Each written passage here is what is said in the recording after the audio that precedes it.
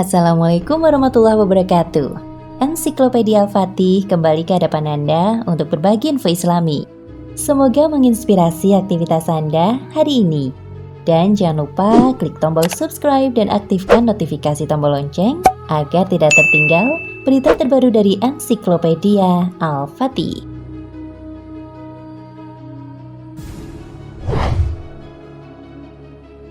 Keputusan Presiden Donald Trump untuk mengakui Yerusalem sebagai ibu kota Israel yang disambut kecaman dari berbagai penjuru menegaskan posisi kota tua itu sangat khusus bagi Israel dan Palestina, serta bagi tiga agama besar dunia. BBC mencari tahu mengapa kota Yerusalem ini penting bagi umat Kristen, Islam, dan Yahudi. Tiga agama yang sama-sama terkait dengan figur Abraham atau Ibrahim dalam kitab-kitab suci.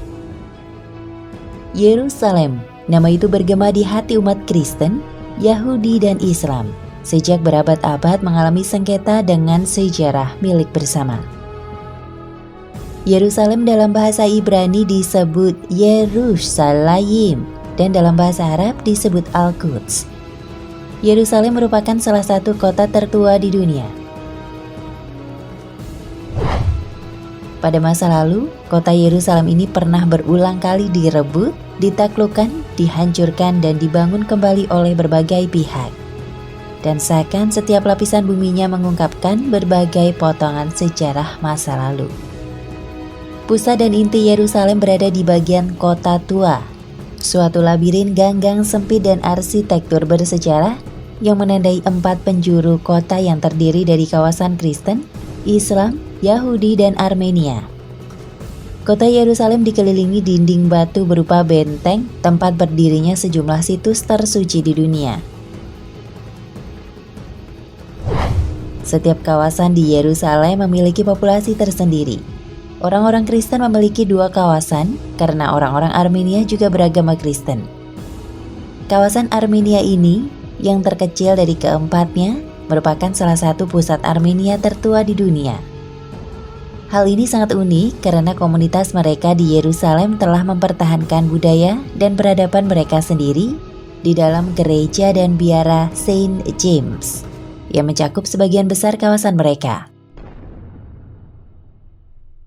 Gereja di dalam kawasan Kristen di Yerusalem terdapat Gereja Makam Kudus, sebuah tempat ziarah penting bagi penganut Kristen di seluruh dunia. Tempat itu terletak di sebuah lokasi yang sangat penting dalam kisah Yesus tentang kematiannya, penyalibannya, dan kebangkitannya. Dalam kepercayaan tradisi Kristen pada umumnya, Yesus disalibkan di Bukit Golgota atau Bukit Kalvari di Yerusalem, dan makamnya terletak di dalam bangunan pekuburan yang juga diyakini sebagai tempat kebangkitannya.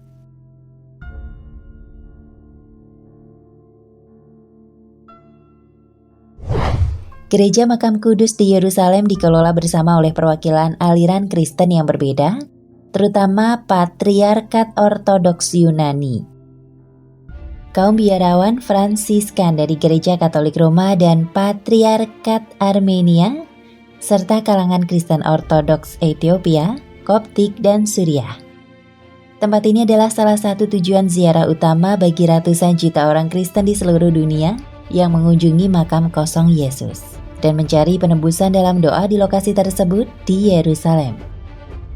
Masjid kawasan Muslim adalah yang terbesar dari keempat kawasan di Yerusalem dan berisi tempat suci kubah batu atau kubah as-sakrah atau Dome of Rock, dan Masjid Al-Aqsa di dataran tinggi yang dikenal oleh umat Islam sebagai Haram al-Sharif.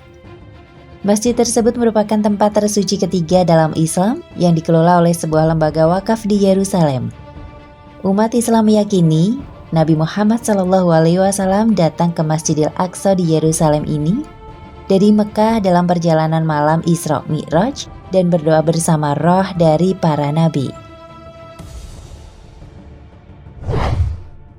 Beberapa langkah dari Masjid Aqsa di Yerusalem terdapat kubah as-sakrah yang berisi batu fondasi yang diyakini umat Islam sebagai tempat bertolak Muhammad menuju surga dalam peristiwa Isra Mi'raj.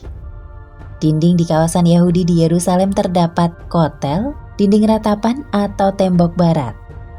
sisa dari dinding penahan gunung tempat berdirinya bait suci zaman dulu. Di dalam tempat suci di Yerusalem itu, terdapat ruang Maha Kudus, situs paling suci dalam agama Yahudi. Umat Yahudi percaya tempat suci di Yerusalem itu sebagai tempat batu fondasi penciptaan dunia, dan tempat Abraham atau Nabi Ibrahim siap mengorbankan anaknya Ishak atau Ismail. Banyak orang Yahudi, terutama di Yerusalem, percaya Dome of Rock adalah tempat ruang Maha Kudus itu. Saat ini, tembok barat adalah tempat orang Yahudi bisa berdoa di lokasi terdekat di ruang Maha Kudus di Yerusalem. Situs di Yerusalem ini dikelola oleh rabi dari tembok barat dan setiap tahun menampung jutaan pengunjung. Orang-orang Yahudi di seluruh dunia mengunjungi tempat ini untuk berdoa.